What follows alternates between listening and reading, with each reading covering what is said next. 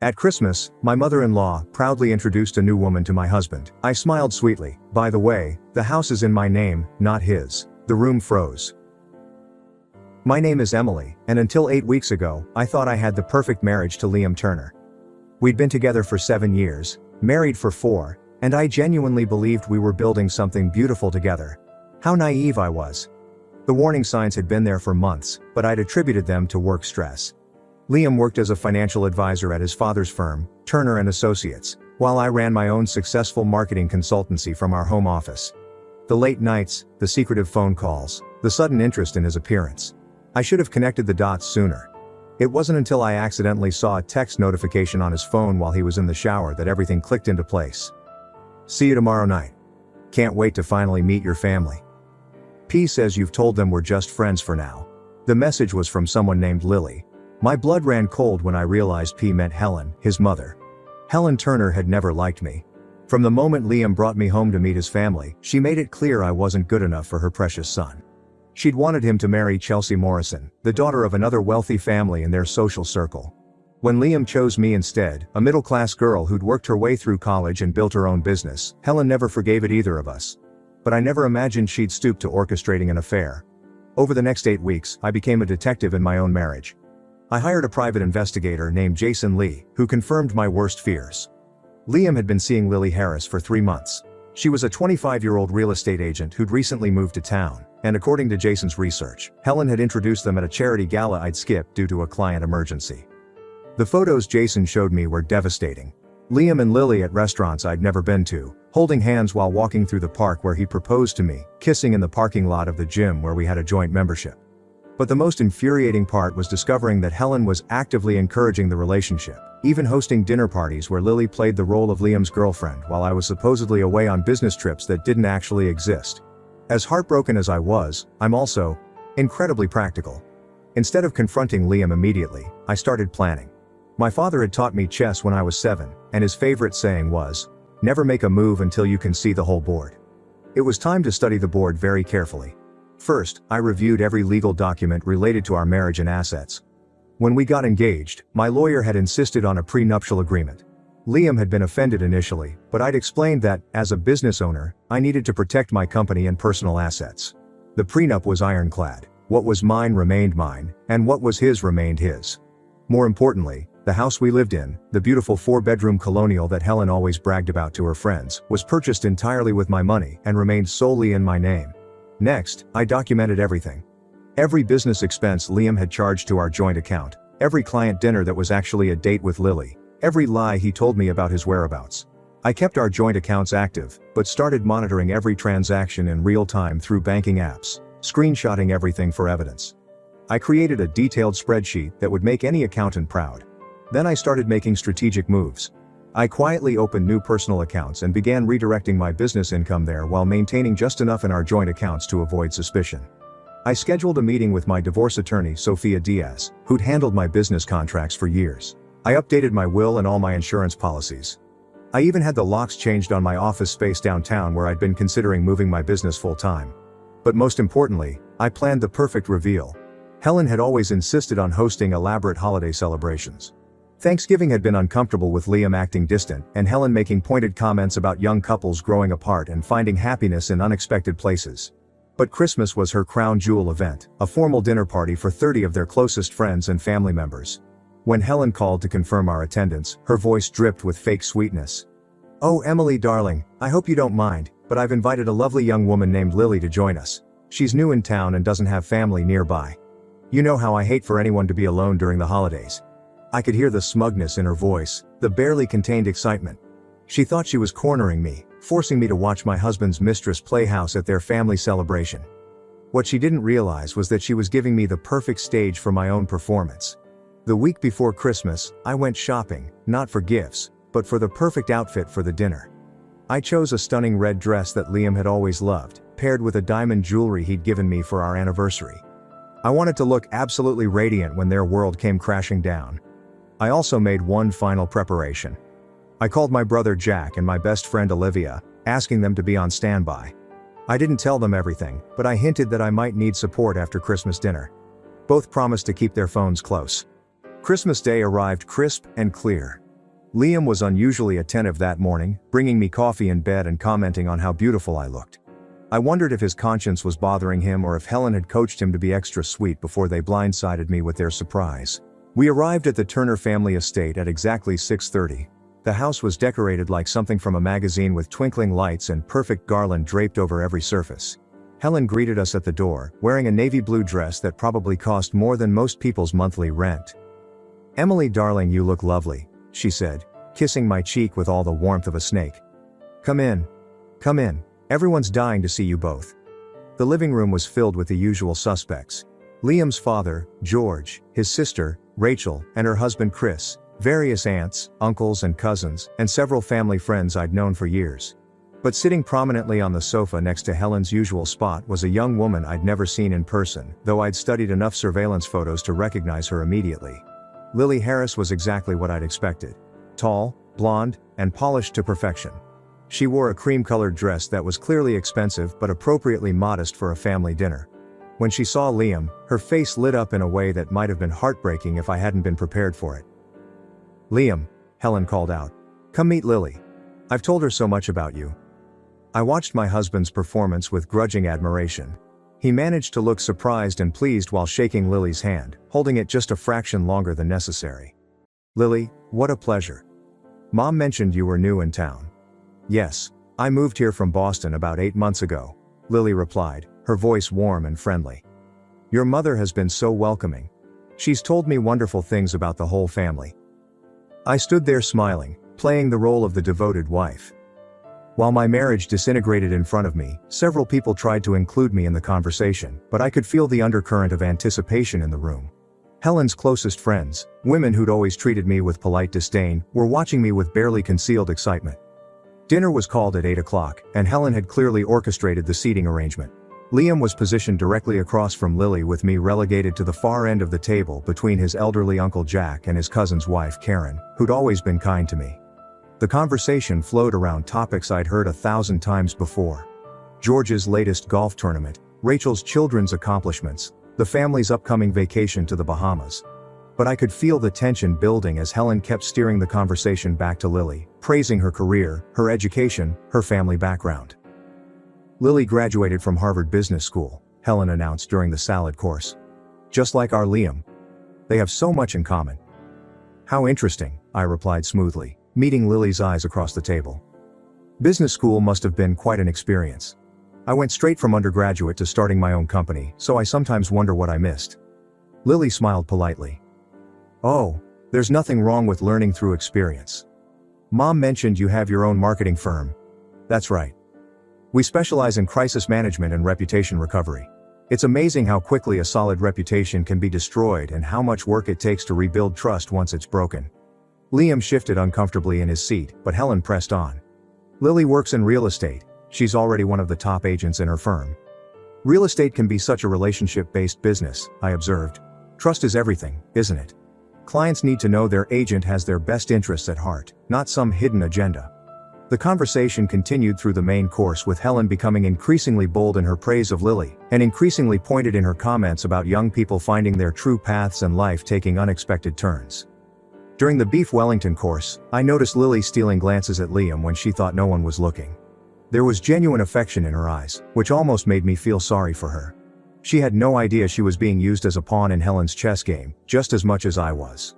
"Lily, tell us about your family," Helen prompted, clearly steering toward another rehearsed talking point. "I understand your father is in finance as well." "Yes, he's a portfolio manager in Boston," Lily replied, unconsciously straightening her posture. "He actually went to Harvard Business School too, about 20 years before Liam." "Did? How wonderful," Helen exclaimed as if this was the most delightful coincidence in the world. "Liam, didn't you say you were thinking about expanding the firm's investment services?" Liam nodded, playing his part perfectly. "We've been considering it. It would be helpful to have someone with that kind of background on the team." I watched this performance with growing fascination. They clearly planned this conversation, probably rehearsed it multiple times. Helen was systematically establishing Lily's credentials, her family connections, her potential value to the Turner family business. It was like watching a job interview disguised as small talk. "And Lily, you mentioned you're originally from Connecticut?" George asked, seemingly oblivious to his wife's machinations. "That's right, Greenwich. My family has a place on the water there. Nothing too fancy, just a little cottage we've had for generations. I nearly choked on my wine. A little cottage in Greenwich that had been in the family for generations, probably cost more than most people's houses. Helen's eyes lit up like Christmas morning. She found herself a daughter-in-law with both money and pedigree. How lovely, I interjected smoothly. Greenwich is beautiful. Liam and I looked at properties there when we first got married, but we decided we preferred being closer to the city for work purposes. It was a subtle reminder that Liam and I had made joint decisions about our life together, but I could see Helen filing it away as evidence of my practical, unromantic nature. Emily's always been very focused on convenience over beauty, Helen said with a tight smile. It's admirable really how dedicated she is to her work. The backhanded compliment hung in the air like smoke. Several people around the table shifted uncomfortably, recognizing the subtle dig, even if they weren't sure how to respond to it. I've always believed that loving what you do makes you better at everything else in life, I replied evenly. When you're fulfilled professionally, you have more energy and enthusiasm to bring to your personal relationships. Lily smiled genuinely at this. I completely agree. I love real estate because I get to help people find their dream homes. There's something so satisfying about matching the right person with the right property. How do you determine what makes a property right for someone? Liam asked, and I could hear the flirtation in his voice, even if others might have missed it. Well, Lily said, warming to the topic, you have to really listen to what they're saying, and what they're not saying. Sometimes people think they want one thing, but what they really need is something completely different. The irony was so thick, I could have cut it with my dessert fork. Lily was unknowingly describing exactly what Helen had done to her, convinced her she wanted Liam when what she really needed was to run as far away from this family as possible. That sounds like quite a skill, Rachel commented. I imagine you have to be very perceptive about people's motivations. You do, Lily agreed. Unfortunately, not everyone is honest about what they want or what their situation really is. I've had clients lie about their budget, their timeline, even their relationship status. It makes the job much more challenging. Liam went very still at this comment, and I saw Helen's jaw tighten almost imperceptibly. Lily had just unknowingly described her own situation perfectly. She was being lied to about Liam's relationship status, his timeline, and his true motivations. Honesty is so important in any relationship, I said, looking directly at Lily. Professional or personal. Once trust is broken, it's almost impossible to rebuild. Absolutely, Lily said earnestly. I always tell my clients that we can work through almost any challenge as long as we're honest with each other from the start. The conversation was becoming almost surreal. Lily kept making points that undermined her own position without realizing it. While Liam grew more and more uncomfortable, and Helen worked harder to steer things back to safer topics. Lily, you must tell us about that lovely property you sold last month. Helen interjected quickly. The one with the gorgeous gardens. But before Lily could answer, Uncle Jack, who'd been quietly working his way through his third glass of wine, spoke up. You know, this whole conversation reminds me of when I was in real estate years ago. Had this client once who was married, but told everyone he was single. Caused quite a mess when the truth came out. The table fell silent except for the soft clink of silverware against china. Jack, bless his heart, continued obliviously.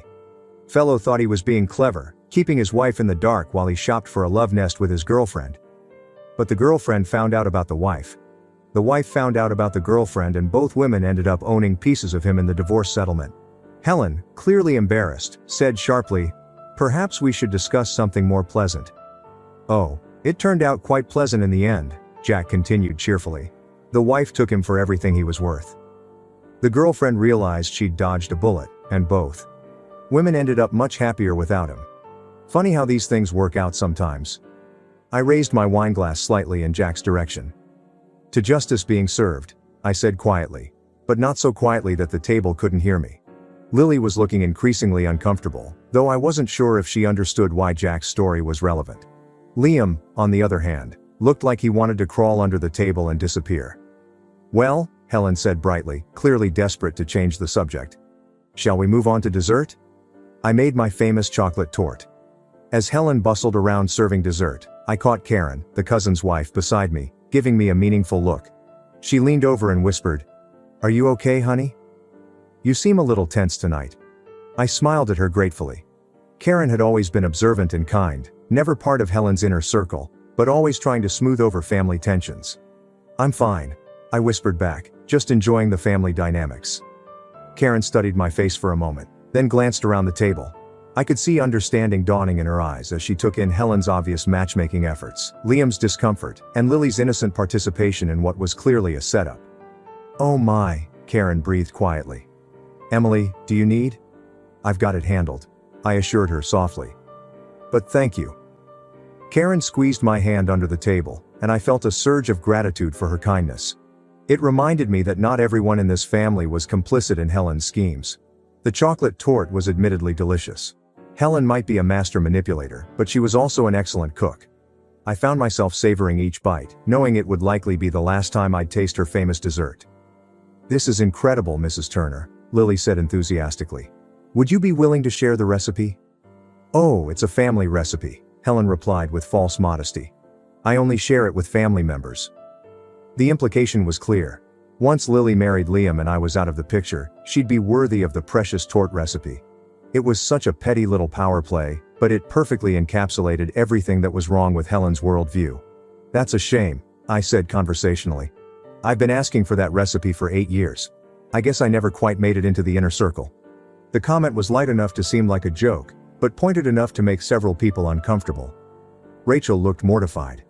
George frowned at his wife, and even Lily seemed to sense the underlying tension. "Emily, you know that's not..." Helen started. But I held up my hand. "It's fine, Helen. I understand. Some things are reserved for blood relatives and future daughters-in-law." The emphasis on future was subtle but unmistakable. Lily looked confused, glancing between Helen and me as if trying to understand why a recipe was causing such tension. It was then, as I watched Lily's genuine bewilderment and saw Helen's satisfied smirk, that I realized the full extent of the cruelty in this situation. Helen wasn't just trying to humiliate me. She was using Lily to do it, all while keeping Lily in the dark about her true role in the scheme. Lily thought she was at a family dinner making friends. She had no idea she was the weapon Helen was wielding against me. That realization crystallized my resolve.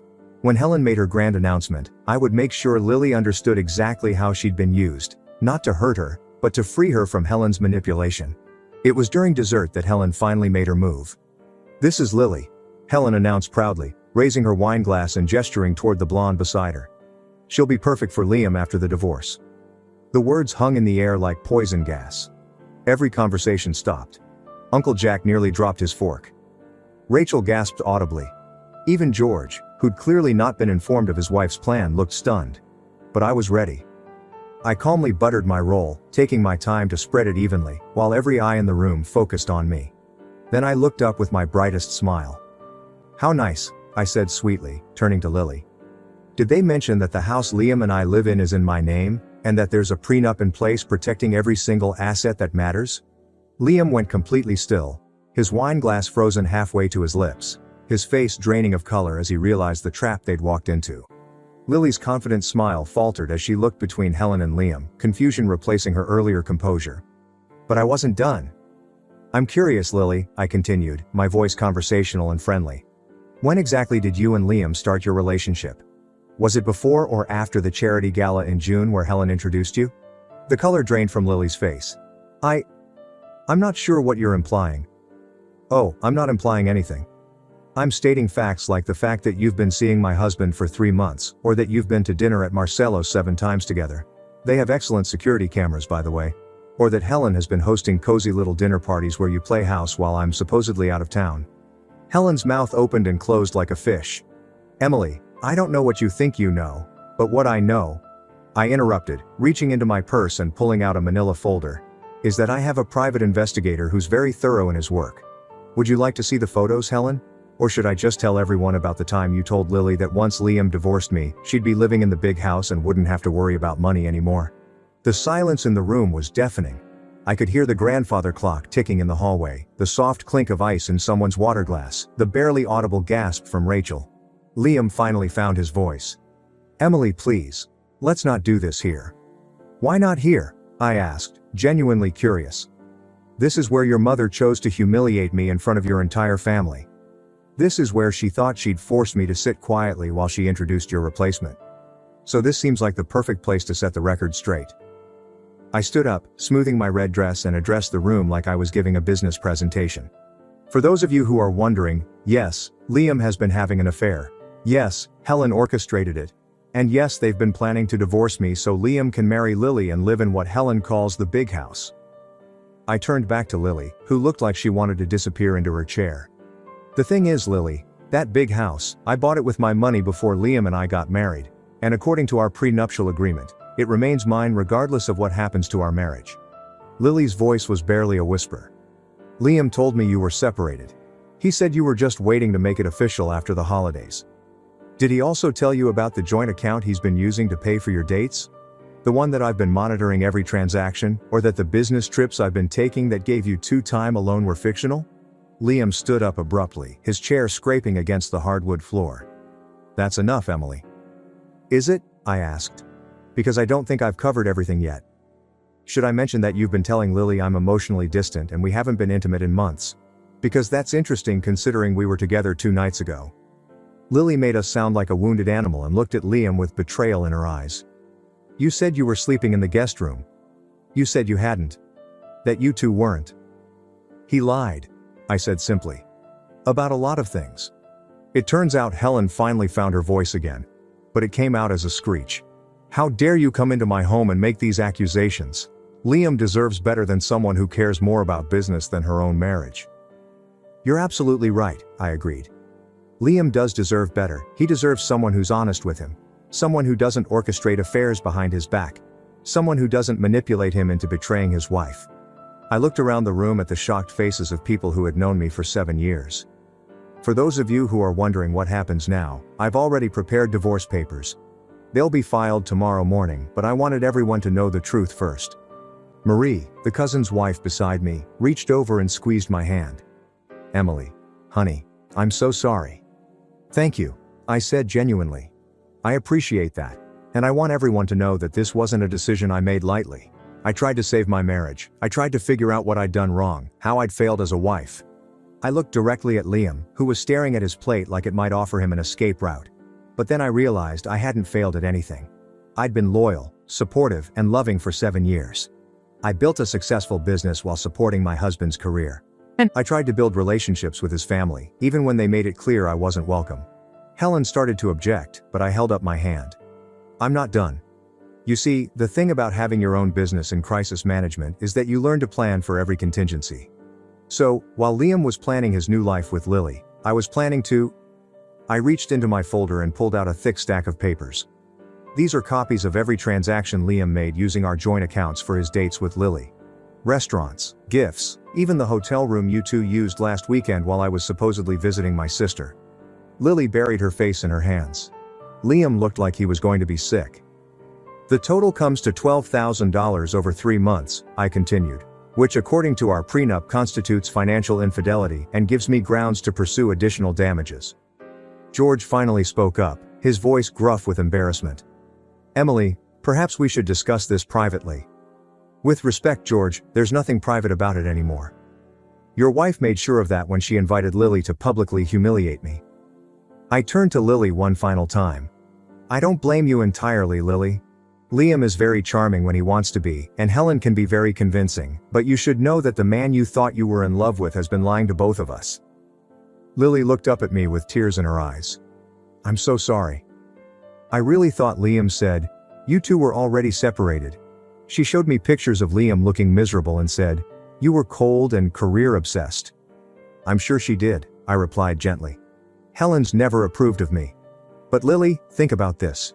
If Liam was willing to lie to me for 5 months, if he was willing to use our joint money to wine and dine you, if he was willing to let his mother orchestrate an affair rather than having an honest conversation with his wife about problems in our marriage, what does that tell you about his character?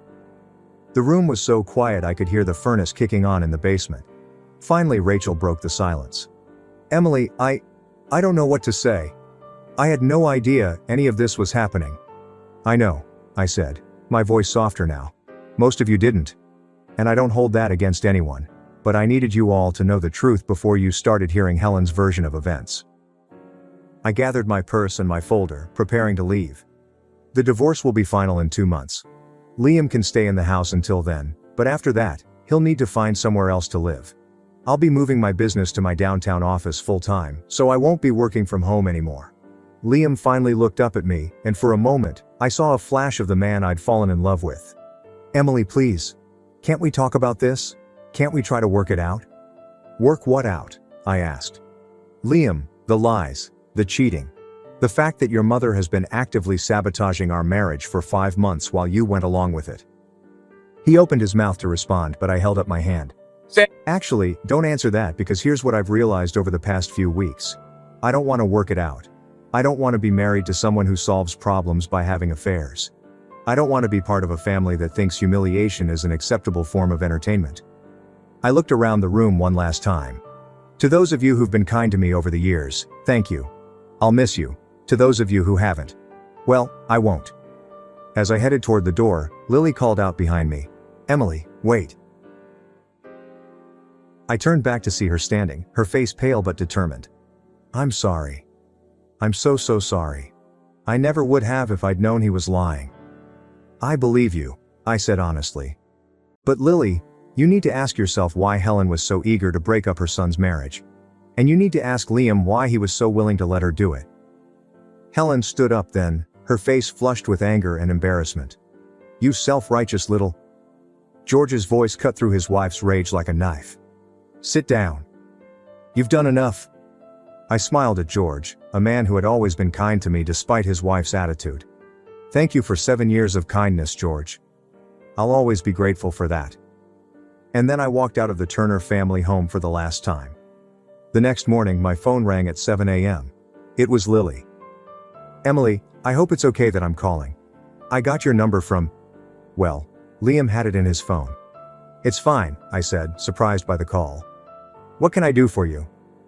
"I ended it," she said simply. "Last night after you left. I told Liam I couldn't be with someone who could lie so easily to someone he claimed to love." "I'm sorry," I said, "and I meant it. I know you cared about him. I thought I did. But you were right. If he could lie to you for 5 months, what was he doing to me? And Helen?" Lily's voice trailed off. "What about Helen?" "She called me last night after I got home. She was furious that I'd ruined everything by ending it with Liam. She said I was just like you, too independent and too difficult. She said I'd never find another man as good as Liam." I couldn't help but laugh. "Well, that's Helen for you." "The thing is," Lily continued, "I realized something while she was screaming at me. She didn't care about Liam's happiness or mine. She just wanted to win. She wanted to prove she could break up your marriage and control her son's life." "That's exactly right," I confirmed. "I was never the problem, Lily. You wouldn't have been the solution. Helen just wanted to be in charge." We talked for another 15 minutes. Lily told me she was considering moving back to Boston, that the whole experience had left her feeling manipulated and used. I found myself giving her advice about trusting her instincts and not letting other people define her worth. It was strange bonding with my husband's mistress over how we'd both been manipulated by his mother. The divorce proceedings went smoothly, exactly as Sophia Diaz had predicted. Liam didn't contest anything, probably because he knew the evidence against him was overwhelming. The house remained mine along with my business and all my personal assets. Liam kept his share of our joint savings and his own belongings. 2 months later, I ran into Rachel at the grocery store. She looked embarrassed when she saw me, but I smiled and approached her anyway. "How are you doing, Rachel?" I'm so sorry, Emily, about everything. About Christmas dinner, about Mom, about Liam. I had no idea." "I know you didn't. How is Liam?" She sighed. "He moved in with Mom and Dad temporarily. He's been pretty miserable, actually. I think he's starting to realize what he lost." "And Helen?" Rachel actually laughed, though it sounded pained. "She's been telling everyone who will listen that you trapped Liam with a prenup and that you seduced him away from his true love. Most people aren't buying it, especially after Lily left town and told her side of the story to several mutual friends." "Lily left?" "Yeah, about a month ago. But before she did, she had lunch with several of the women who were at Christmas dinner. She told them everything. How Mom had manipulated her, how Liam had lied to her, how she felt used by both of them." I felt a surge of pride for Lily. It took courage to admit you'd been fooled and even more courage to set the record straight. "I'm glad she found her voice," I said. "Emily," Rachel said hesitantly, "I know this is probably too late, but I want you to know that some of us never agreed with how Mom treated you. We didn't know how to stand up to her without causing a family war." "I understand," I said, and I did.